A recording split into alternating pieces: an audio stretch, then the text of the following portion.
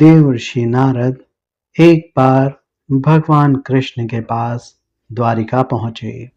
उन्होंने बड़ी आवभगत से उनका स्वागत किया। आओ नारद, कैसे आना हुआ? नारद ने याचना की। भगवान, मैं यह जानना चाहता हूं कि प्रकृति या माया क्या है। कृपया मुझे बतावें।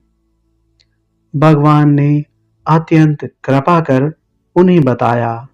नारद, प्रकृति के विषय में बताया नहीं जा सकता। इसे अनुभव से ही जाना जा सकता है। आओ मेरे साथ चलो। कृष्ण और नारद द्वारिका से निकले और चलते चलते एक मरुस्थल में जा पहुंचे। तब नारद ने बहुत ही आश्चर्य से कहा, कहाँ ले जाओगे मुझे? भला इस मरुस्थल में माया का अनुभव कैसे होगा? देव। तब कृष्ण ने आगे बढ़ते हुए कहा, धीरज रखो नारद। काफी दूर चल लेने के उपरांत कृष्ण अचानक रुक गए और अत्यंत ही अधीर भाव से बोले, और नहीं चला जाता नारद। मेरा कंठ सूख रहा है।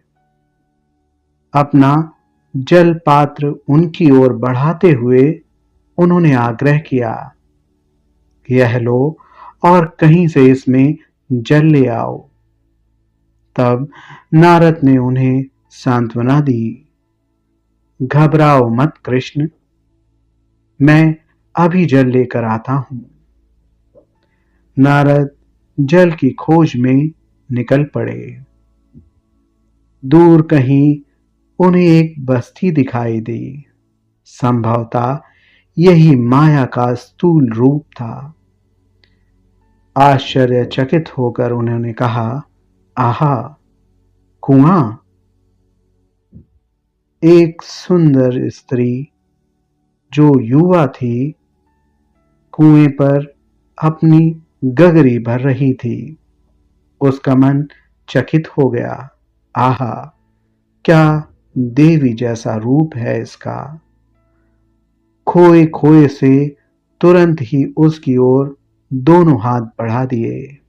देवी, थोड़ा सा जल पिलाकर मेरी प्यास बुझाओगी? युवती जितनी सुंदर थी उतनी ही विनम्र भी थी। अत्यंत ही भक्ति भाव से बोली, अभी लीजिए महाराज। वह जल तो पी रहे थे, किंतु उनकी दृष्टि व मन दोनों ही उसके रूप, लावण्य व उठते हुए यौवन के ज्वार में डूबने उतराने लगे और नारद सुंदरी के पीछे पीछे उसके घर जा पहुंचे। वहां कोई पुरुष बैठा था। तभी जिज्ञासावश नारद ने उनको संबोधित किया, क्या आप इस घर के स्वामी हैं? पुरुष, जो संभवतः उस गांव का जमींदार था, बोला, घर का ही नहीं, मैं सारे गांव का स्वामी हूं। आपको क्या काम है महाराज? नारद तो मानो सुंदरी के यौन आकर्षण में अंधे हो रहे थे। आपकी पुत्री से विवाह करना चाहता हूं। उस वृद्ध व्यक्ति ने भी इसका कुछ बुरा ना माना और अपनी एकमात्र कन्या के लिए उन्हें उपयुक्त वर जान बोले, क्यों नहीं? आप नवयुवक हैं, स्वस्थ हैं, बलवान हैं, परंतु परंतु क्या? परंतु मेरी एक शर्त है। मेरी पुत्री से विवाह करके इस गांव में, इस घर में ही रहना होगा। नारद तो मानो उसके रूप रस यौवन में डूब ही चुके थे। वे बोले, इतनी सी बात, मुझे स्वीकार है। और इस तरह दोनों का विवाह हो गया। विवाह के कुछ दिन बाद जमींदार की मृत्यु हो गई। अब उसका सारा कामकाज नारद को संभालना पड़ रहा था। नारद के 4 संतानें हुई। उनका अपना छोटा सा संसार बस गया। जब वे अपने एक पुत्र को गोद में उठाते, दूसरा हट करने लगता। पिताजी, उसे उतारो, मुझे गोदी में लो। नारद इसी को जीवन की सफलता का चरम सोपान समझ अपने सौभाग्य को सराहते हुए नाह गाते थे। किंतु तभी आंधी तूफान, वर्षा और बाढ़ के रूप में उन पर आपत्तियों का पहाड़ टूट पड़ा।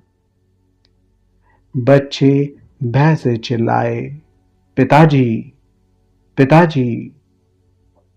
पत्नी ने उधर से पुकारा, घर पानी में डूब जाएगा, कैसे जान बचाएं। पत्नी और बच्चों को नौका में लेकर पानी से जान बचाने के लिए नारद छटपटाने लगे। किंतु नाव उलट गई। नारद न पत्नी को बचा सके न बच्चों को।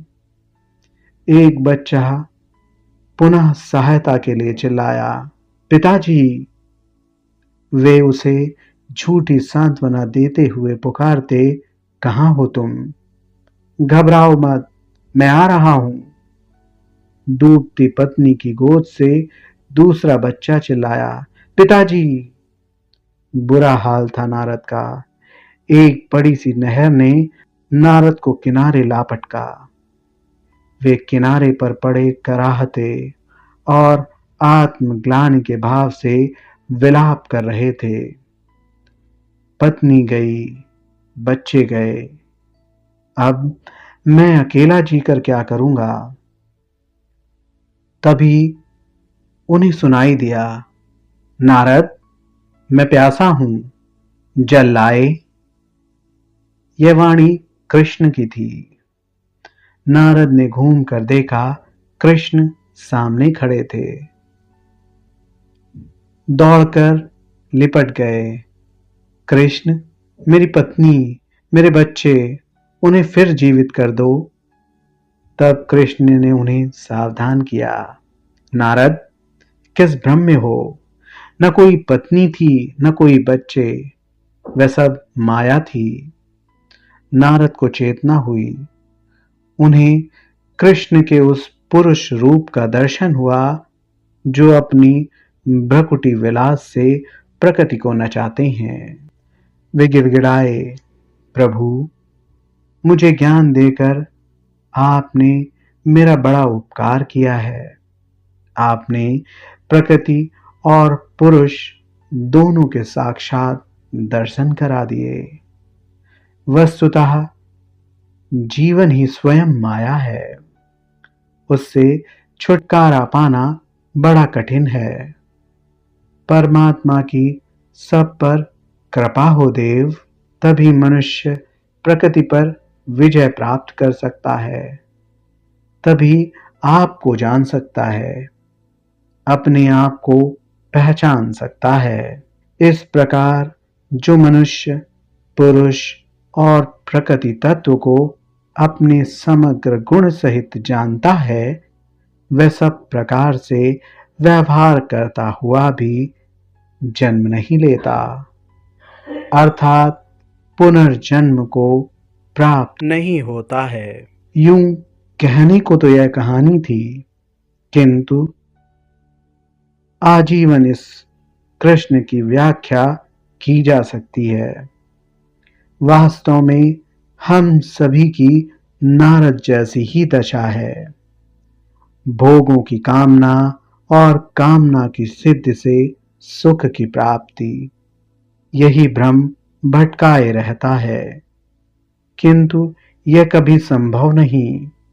भगवान की कृपा से ही शरणागति या ज्ञान की प्राप्ति होगी। तभी दुख का नाश और सुख की प्राप्ति संभव है। भोग कामना की अग्नि प्रचंड है। विषयों के सेवन से, बहुत से भोगों के भोगने से शांति नहीं होती। प्रत्युत अग्नि में जितना ही भोग रूपी ईंधन या घी पड़ता है, उतनी ही अग्नि भभकती जाती है। इसलिए भगवान ने इस कामना को महाशना कहा है। इसका पेट कभी नहीं भरता।